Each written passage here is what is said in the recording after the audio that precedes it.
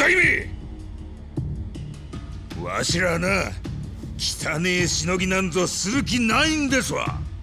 東上界には東上界なりの掟ってもんがあんだ。あんたが昔いた近江連合みてえなやり方には正直ついていけねえ。そうだ、東上界改革かなんか知らねえが近江みてえに金の亡者になるつもりはねえぞ。雑魚がピーチクうるさいんじゃい。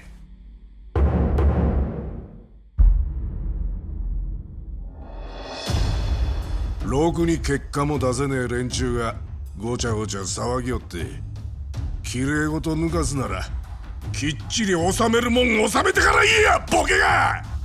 なんやと。ちーとばかり5代目に気に入られたからっていい気になるよって。この前まで三次団体のペーペーだった新参が偉そうな口叩くなや。新参か新参でないかはもう重要じゃないんですよ。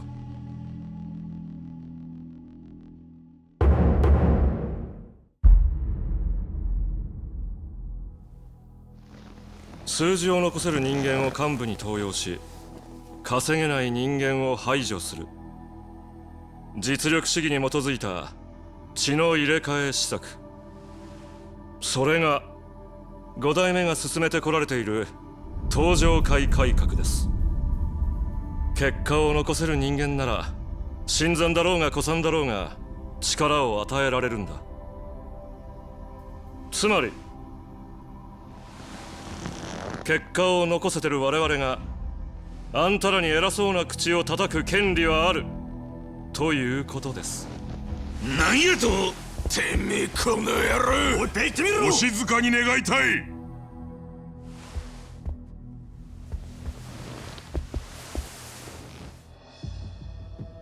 よろしいですかな。ではこれより緊急幹部会を始めましょう。5代目、今日はどういう案件です？また例の東上界改革ですか？そう、その続きの話です。現在空席になっている若頭を決めたいと思うとります。若頭どうやって決めるんだ。どうするんだ。誰がなるんだ。若頭は東上界で実質的に私に続く力を持つポジション。誰にするかで今後の組の命運が決まると思うております。ですが外様出身の私にはその判断は非常に難しい。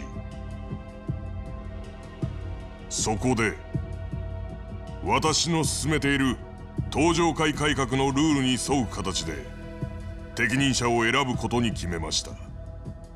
ルールどうやって決めんだ。東上界改革は結果を残せる人材を積極登用する施策。結果とは稼ぎですから、本部への上納金を最も多く納めている組、そこの組長を東上界の次期若頭に任命します。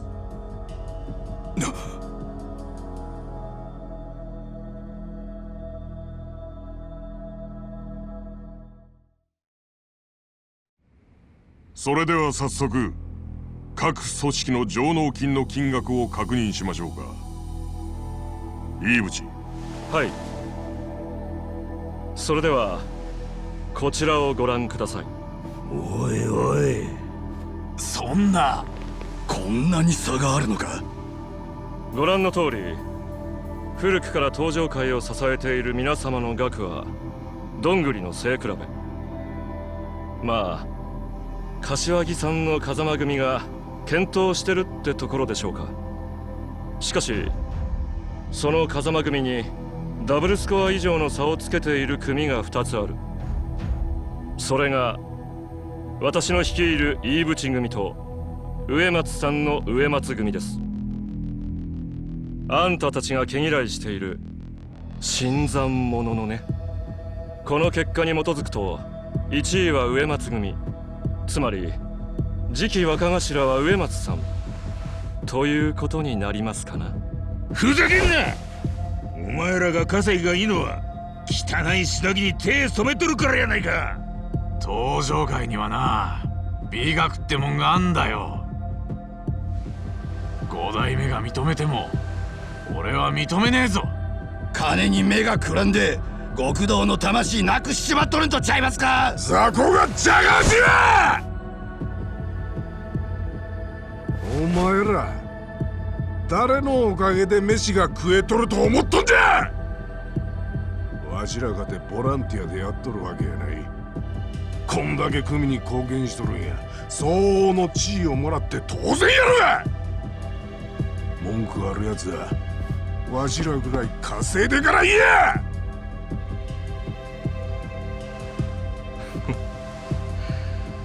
異論はないようですね。では次期若頭は植松組の植松さんということで。うん。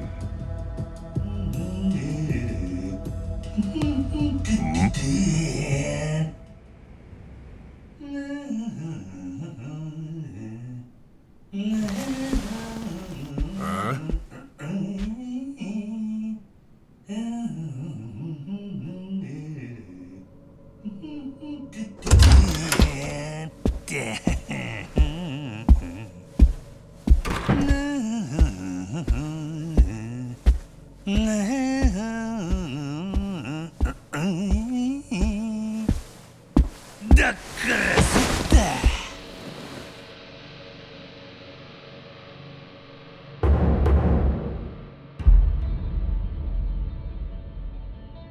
おい、そこはあんたの席じゃねえだろ。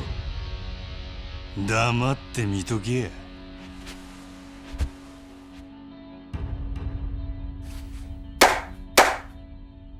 ええで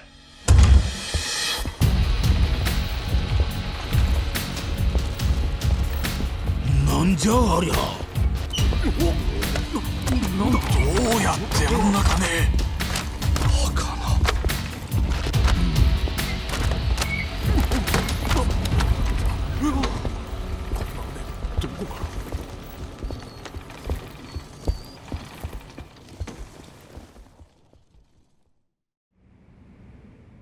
どうしたんだこんな大金。俺草野球がしたくての。金貸した時の担保にカムロ町近くの空き地をちーっとばかり手に入れとったんや。そしたらなんやでかい企業がそこにビル建てたいから土地を譲れ言うてきての。適当にふっかけたらこんだけの金になったっちゅうわけや。ま、俺がちーっとばかり本気になればこんなもんや。しかし困ったの。稼いだ額でメンツを決めるんなら俺が若頭になってまうの。5代目あんたや。人事でも何でも己の好きにしたらええ。せやけどな、あんまり登場界なめとると飼い犬に手噛まれるで。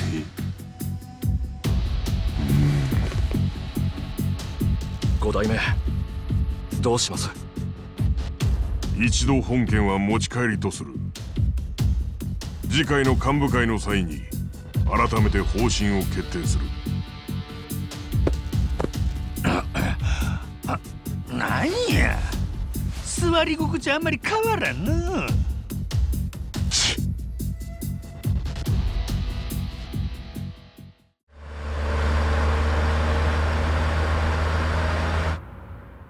どうなっちゃうんでしょうね、登場会は。あ？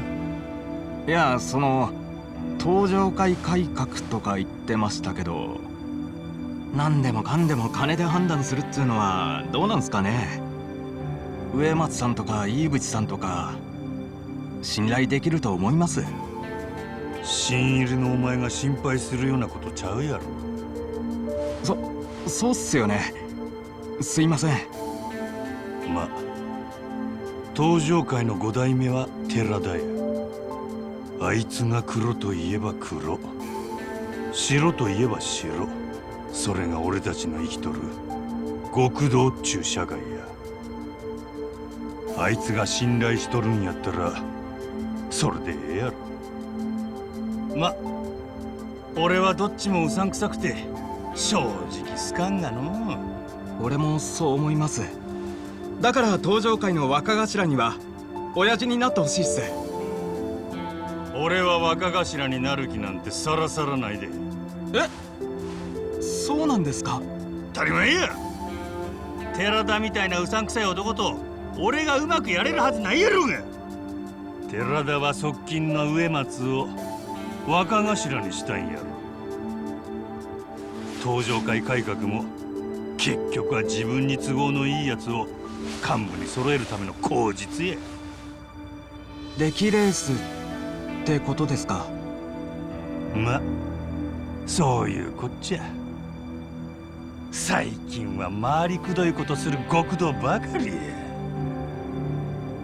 俺みたいな極道はもう古いのかもしれんの。親父はまだまだ若いっすよ。お前に言われとんないわ。無駄口叩いとるんでさっさと車飛ばさけ。はい。ん？なんやお前ら。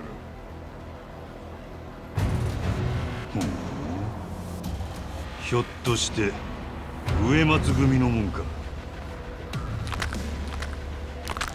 手回しが早いやないか。ええでかかってこいや。お前らどこのもんや。そんなことよりあんた自分の首の心配をした方がいいぜ。組の心配？どういうことや。事務所に急ぐで。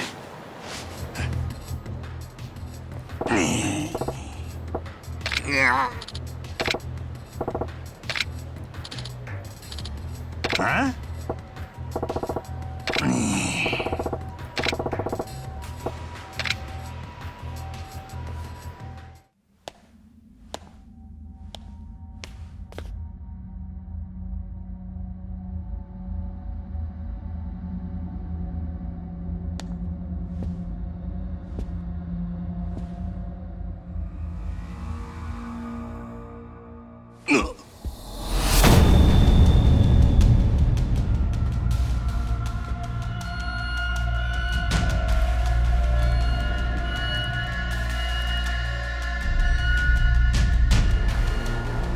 植松。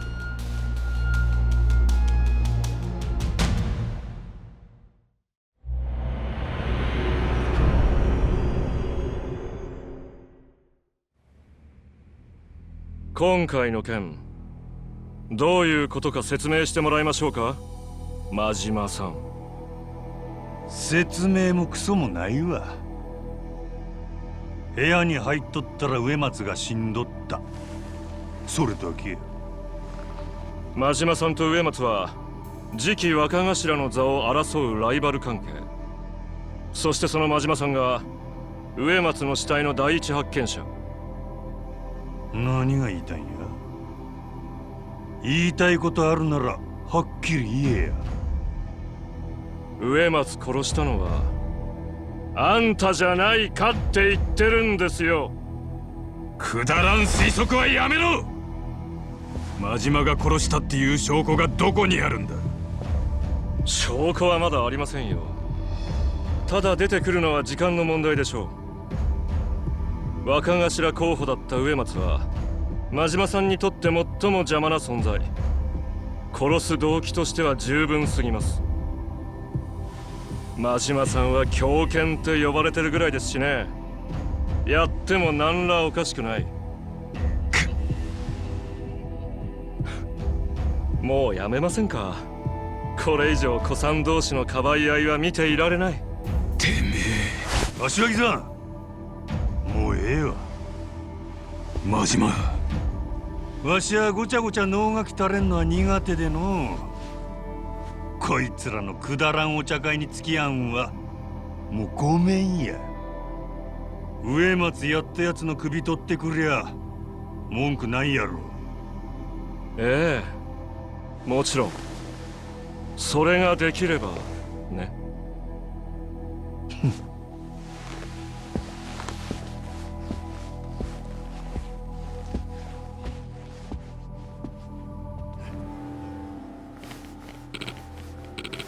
あ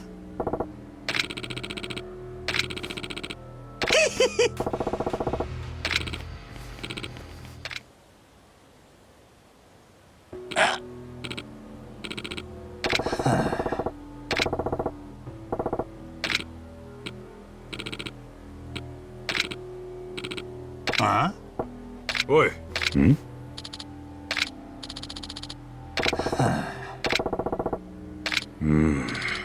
おう。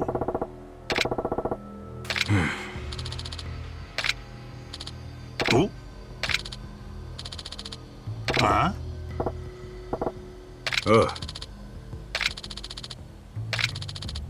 ああ。いや。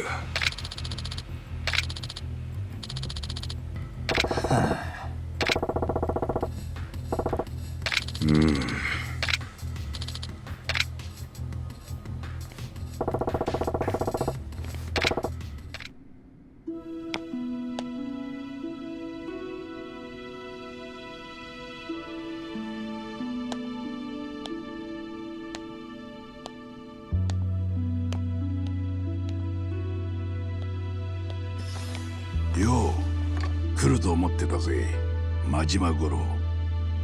なんや、全部お見通しってわけか。伝説の情報やってのは本物のことやったんやな。あんたみたいな目立つ男を追えないようじゃこいつで飯なんか食っちゃいけねえさ。で一応聞くが何を調べたい？もちろんこの事件の真相や。俺をはめた黒幕がおるならそいつ見つけ出して叩き潰さな気が済まんからの。山が山だからな。情報量は高くつくぜ。安心せえ。珍しく金なら山ほどあるで。なんぼや。いや今回は金では受けねえ。情報と引き換えに俺の頼みを一つ聞いてもらう。それでどうだ？なんやその頼みっちゅんは。俺がここに移る前に仕切ってた西の河原って場所があるんだが、そこをあんたに任せたい。西の河原？西公園の便所からつながっている、まあ裏社会みたいなもんだ。俺の昔の仕事場があった場所でな。鳥羽から地下闘技場まで人間の欲望を満たすもんが何でも揃ってる。面白そうなとこやないか。だが訳あって今はほったらかしになっちまってる。誰が信頼できる人間に任せてえと思ってたんだ。俺はそないに信頼できる人間ちゃうで。信頼できるかどうかはあんたが決めることじゃない。俺が決めることだ。どうだ、受けてもらえるか？俺は黒幕殴れるんなら何でも構へん。河原の管理の一つや二つお安いご用や。交渉成立だな。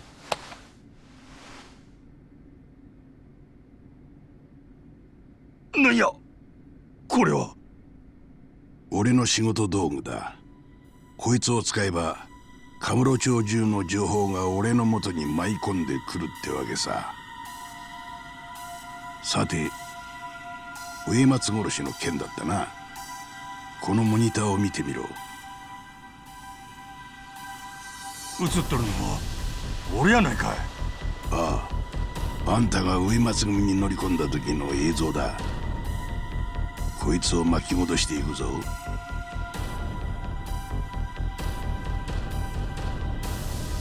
これは川村。なんであいつが。さあな、そいつは本人に聞いてみねえとわからねえ。頭の中までは映像には映らねえからな。どこ行く気だ。決まってるやろ。組に戻るんじゃ。川村のやつに話を聞かんとあかんからの。残念ながらもうそいつはカムロ町にはいねえ。じゃあどこにおるんや。蒼天堀だ。蒼天堀。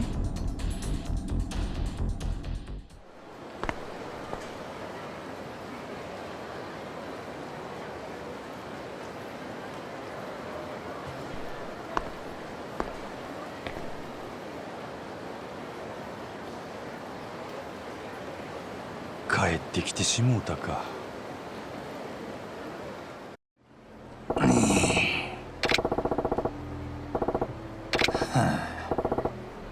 いらっしゃいませ。おう。いや。え？なあ。いや。うっそ。ああ。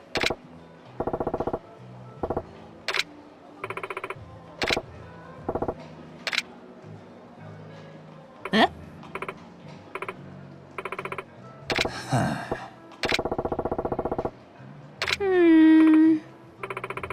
お？せや。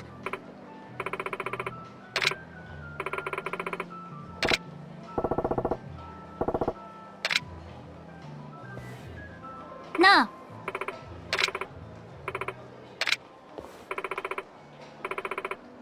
お？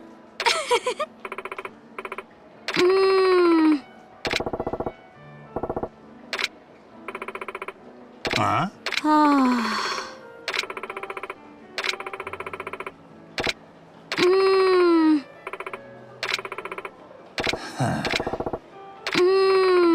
はあ。いや。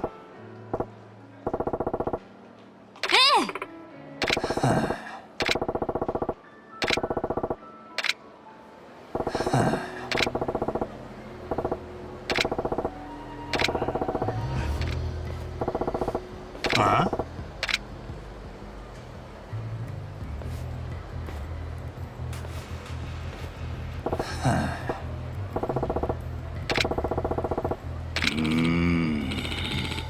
お？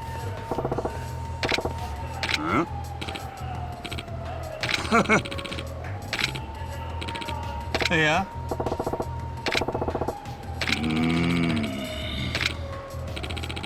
おう。お？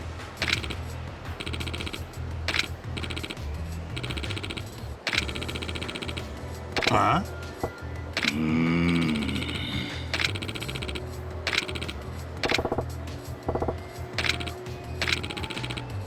なんやて？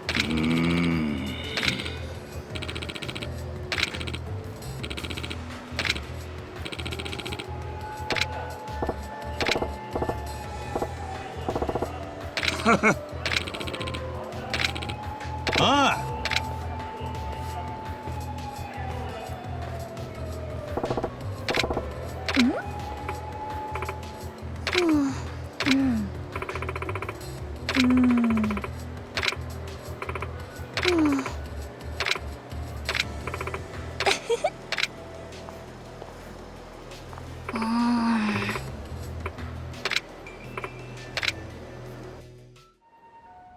昔と似た感じなんやな。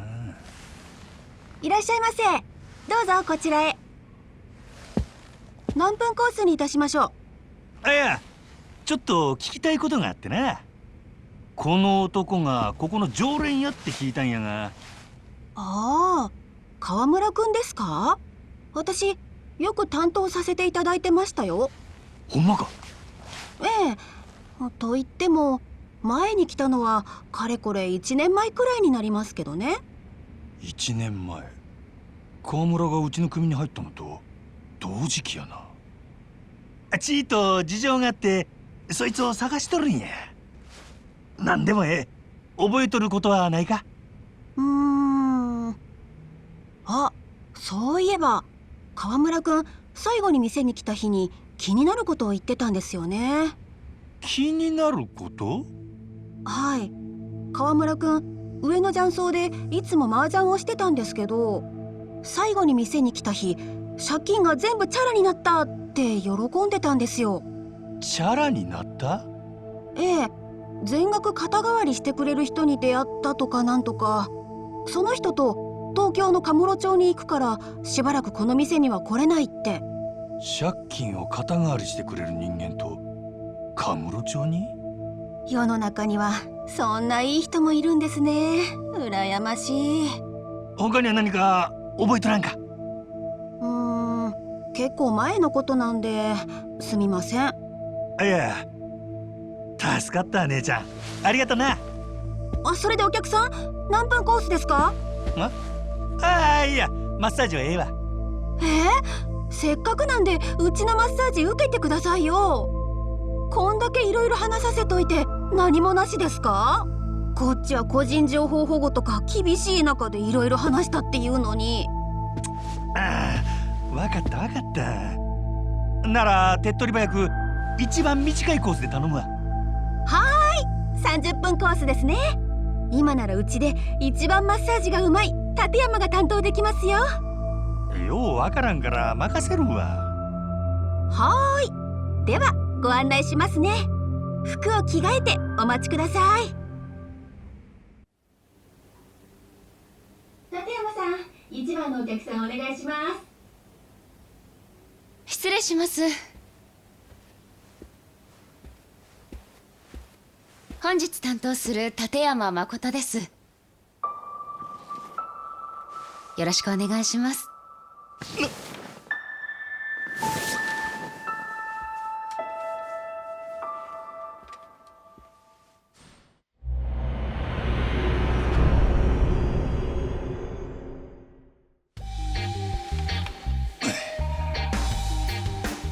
力加減いかがですか？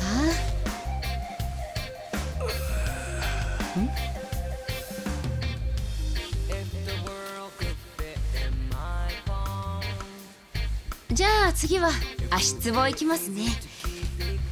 ちょっと痛いかもしれませんけど、我慢できなかったら言ってくださいね。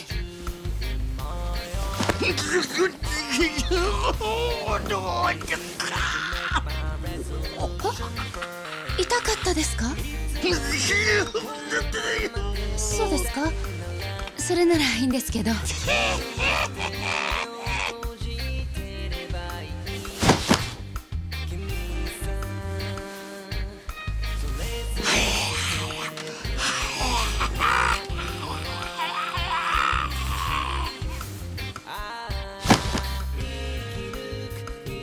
じゃあ次は腕に行きますね。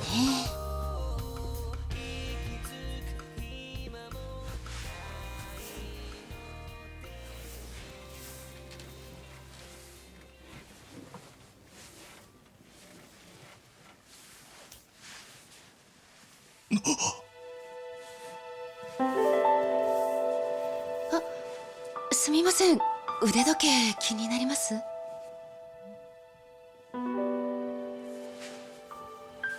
これ私の宝物なんです。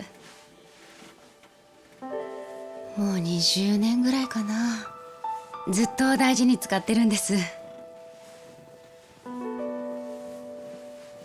ベルトはさすがによれちゃったんで交換したんですけどね。古い型なので替えがこの色しか見つからなくて、もともとのデザインがもっと落ち着いてて好きだったんですけどね。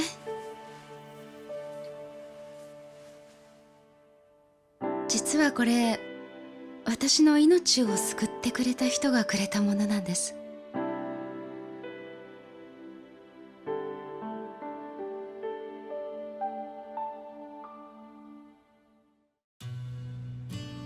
私実は昔精神的な原因で目が見えなかった時期があって、その人とはそんな時に出会ったんです。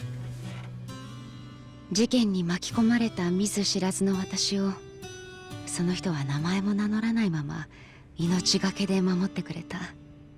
絶望のどん底、暗闇の中から私を救ってくれたんです。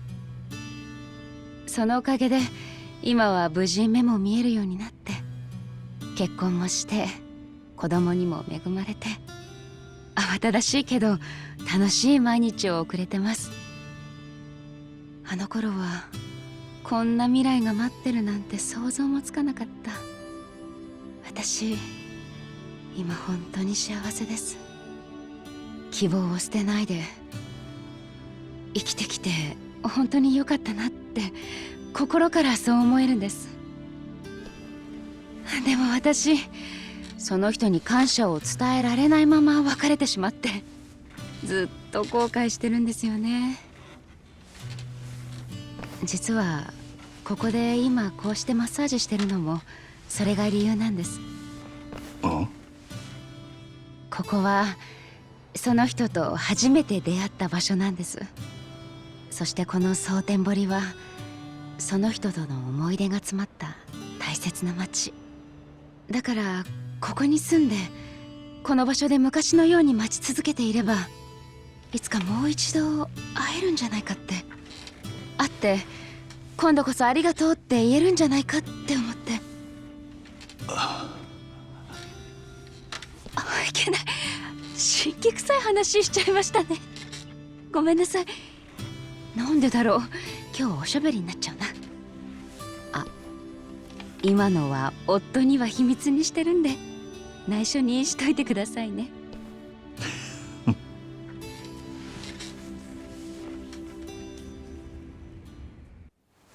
あ、お客さん、これうちの会員カードです。どうぞ。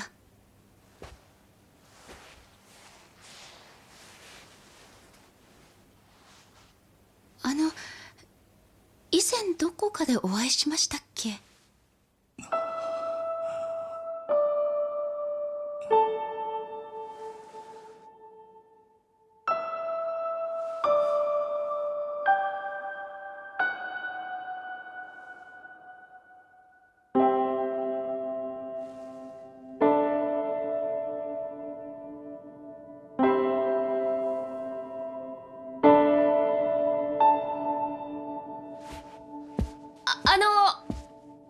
お体楽になりましたか？おかげで18年もののコリが取れたわ。ありがとうございました。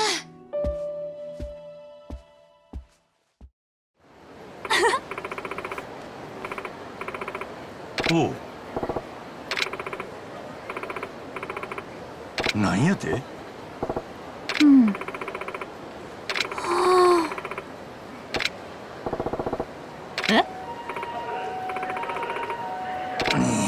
ありがとうございました。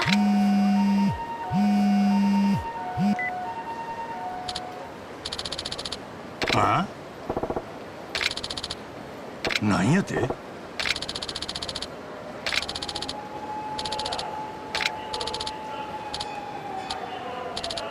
おう。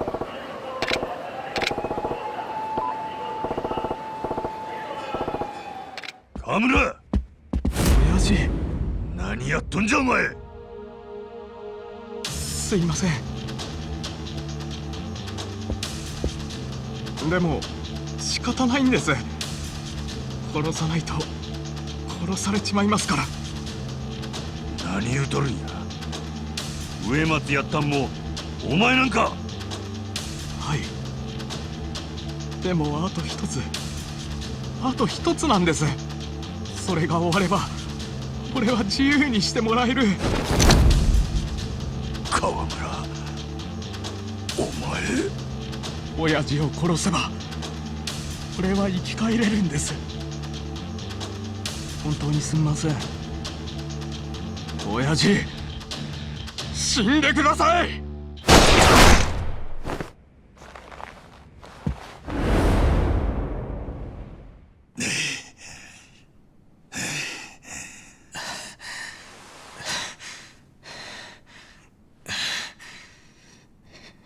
やっぱり強いっすね、親父は。もう少し早く親父に会えてたら人生変わってただろうな。河村、お前なんでこないなことを。親父、本当にすみません。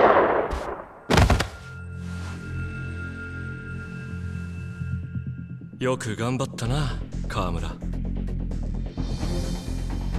これでお前の借金チャラにしてやるよ。いいぶち。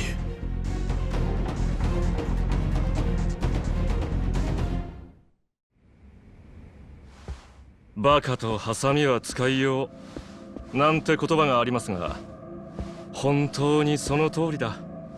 借金肩代わりするだけで何でもしてくれるんですからね。金と暴力ちらつかせるだけでいい。極道社会ってのは本当にくだらないが楽ですね。すべてお前が裏で糸引いとったんか、いいぶち。ええ、その通りです。お前何が目的や。この世で最も非合理的で時代遅れな業界ってなんだかわかります？極道社会ですよ。義理人情なんてものに基づいて素頭の悪い連中が各地で幅利かせて好き勝手に統治している。本当あまりにも非効率すぎますよ、この業界は。だからコンサル上がりの私がきっちりマネジメントしてやろうと思ったんです。なんやと？各地に散らばる極道組織を全国統一し、極道社会全体を合理的な仕組みに一本化する。いわば極道社会のアップデートですよ。この古臭い業界を俺が全て塗り替えるんです。植松やったんもその理想のためや言うんか。ええ、極道社会の全国統一、私はそのための足がかりとして自分の所属する東上会を手中に収めようと考えました。寺田をたぶらかして自分を押し上げてもらい、邪魔な連中は排除していく。植松もそうですし、あんたもそうです。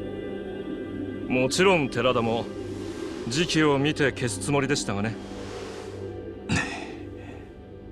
私はそうやって東上会を手に入れ、それを近江連合に譲り渡そうと考えました。近江に？はい。東上会を近江に吸収合併してもらえば、日本最大の極道組織が出来上がります。そうなれば全国統一はもう目前。私はその組織の要職につき、極道社会を自分の理想色に染め上げる。義理人情なんてくだらないものに左右されない合理的で近代的な極道社会を作り上げるんです。くだらんな。あなたなんぞにその価値はわからないでしょうね。ですが近江連合のある幹部にすでにこの話は通してあるんですよ。あとは実行に移すのみ。しかしスムーズに東上会と近江を合併に持っていくためには何か大きなきっかけが必要だ。それが戦争ですよ。東上会の人間が近江の幹部を殺せばこれに勝る火種はない。だから河村に一肌脱いでもらったんですが、どうせなら河村なんていうチンピラよりもあんたが殺したってことにした方が良さそうですね。悪いがあんたにはここでいろんなもんを背負った上で死んでもらいます。この腐りきった極道社会を正すための礎になれるんだ。悪い話じゃないでしょう。どうせあんたはほっといたらろくな死に方しねえんだ。今死んどいた方が値打ちが出ますよ。わしはお前なんぞに値段つけられるほど安い男ちゃうわ。お前の理想なんかどうでもええ。わしはただ目の前におる気に食わんやつを殴るだけじゃ。勢いだけで全てを変えられるわけありませんよ。そんな古臭いバカな極道はさっさと消えろって言ってんだよ、マジマ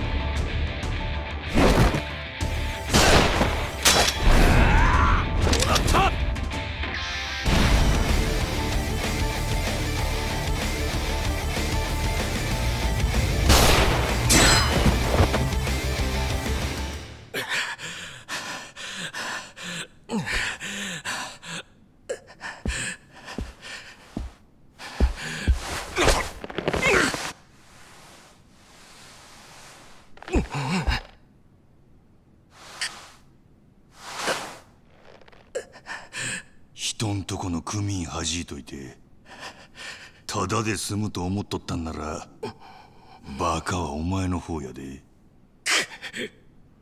豚箱で臭い飯でも食って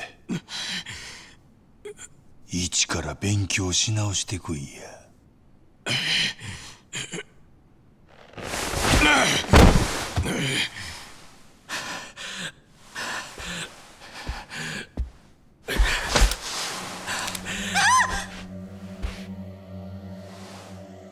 残念だったな、真島。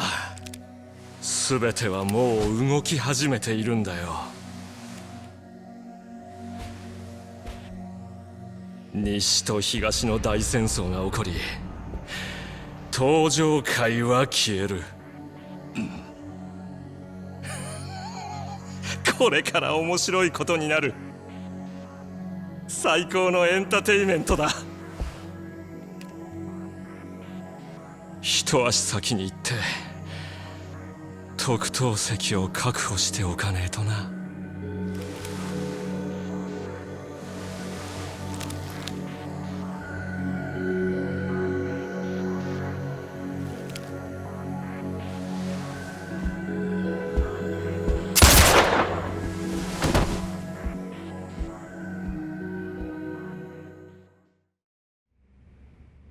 真島さん、この度は誠に申し訳ありませんでした。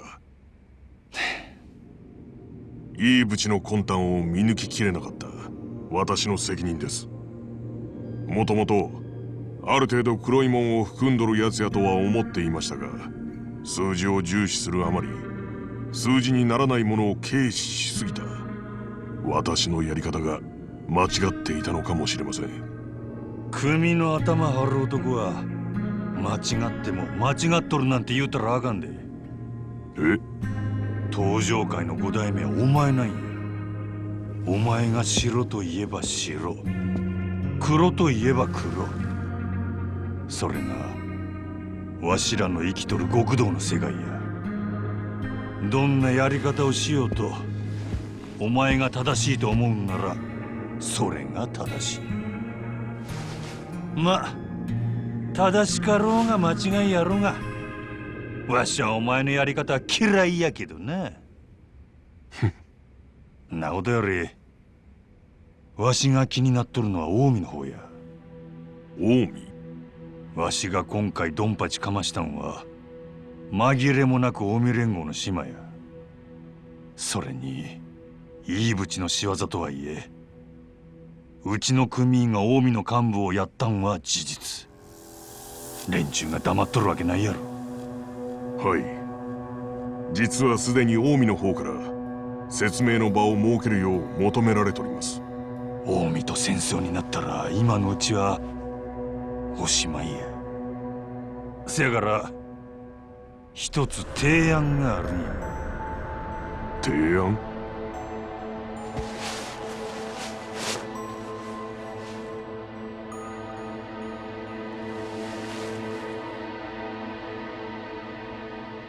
真島さん。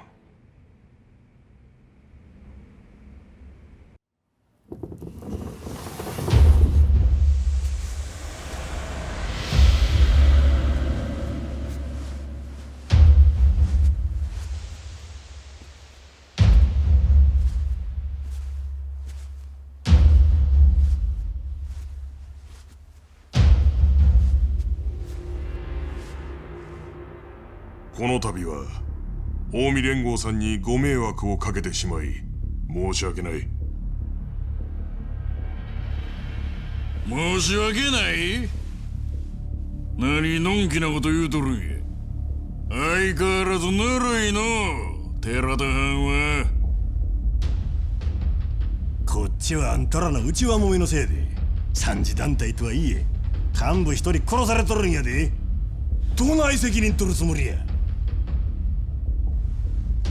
答えようによっては関東と関西の大戦争になるかもしれませんの。まあ待て。今日は喧嘩を売るためにこの場を設けたわけやない。すみませんな、うちのもんが。いえ。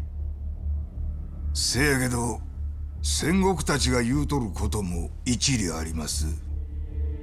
このままお咎めなしで穏便になんてことになったらうちの連中に示しがつかん。私も戦争は望んではない。どう落とし前をつけていただくか。それなんやが、今回は飯淵の件があったとはいえ結果的にうちの部下が起こしたことを責任は親のわしにある。ほう、どう責任を取るおつもりですか。真島組解散でどうや。なんやと。真島組言うたら東上界で現状一番幅利かせとる組やないき。そないな組を解散って勢いだけで何言うとるんや。わしが解散言うたら解散なんじゃボケ。真島組は解散。わしを含め組員は全員東上界から足洗う。今回は誠に申し訳ない。それで収めてもらえんやろか。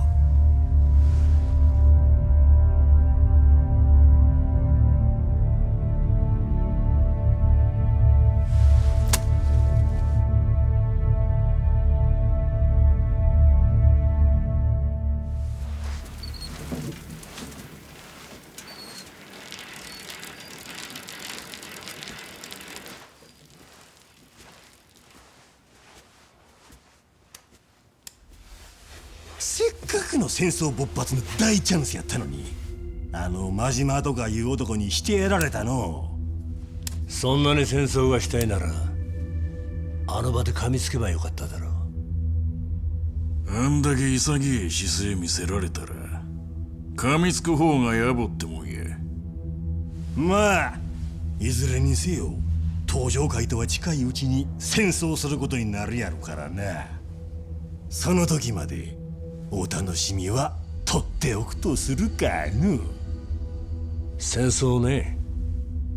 そもそも今回の飯淵ってやつもあんたらのどっちかが仕組んだんじゃないですか。その言葉そっくりあんたに変えさせてもらうわ。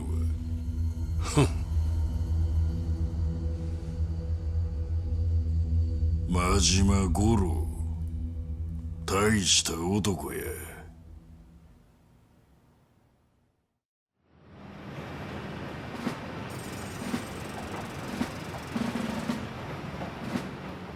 諸君、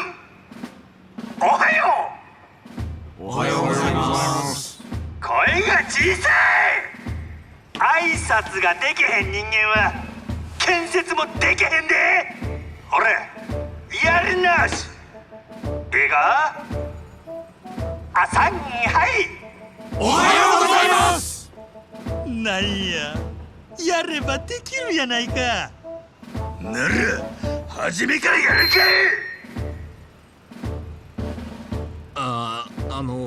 親父、あ、なんや。本当に俺たち真島建設なんて会社やっていくんすか？カムロ町ヒルズなんてでかい建物作るなんてノウハウもない俺らじゃ無理ですよ。アホか。ノウハウがない。何弱気のこと言うとるんや。そんなんでヒルズ建設の作業員が務まるわけないやろ。いやだから務まらないんじゃないかって話なんですけど。この程度の仕事ネットで調べてとっとと建設や。そんな。ええか。今日からわしらの新しい人生が始まるんや。極道ではなく肩にとして不眠不休で働けや。文句を言うやつは給料抜きや。いやぶち殺したるで。ブラック企業だ。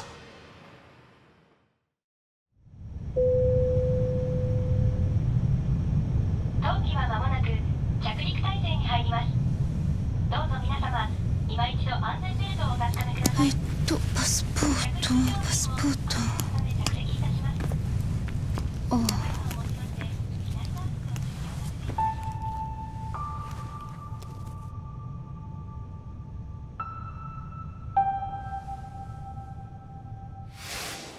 これ誠さん宛てで店に届いてたんです。送り主が書いてないんですけど、常連さんからですかね。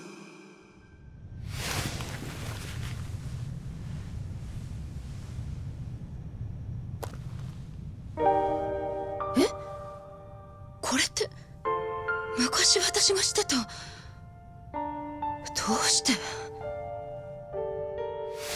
古い型なので替えがこの色しか見つからなくて、元々のデザインがもっと落ち着いてて好きだったんですけどね。ベルトはさすがによれちゃったんで交換したんですけどね。もう20年ぐらいかな。ずっと大事に使ってるんです。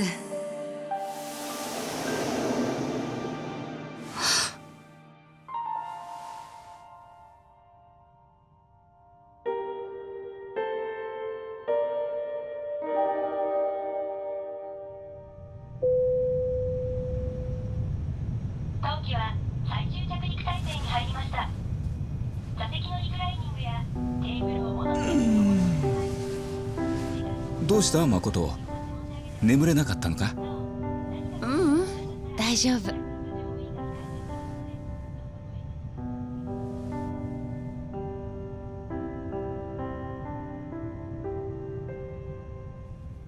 もうすぐ新しい生活が始まるんだね。心残りでもあるのか。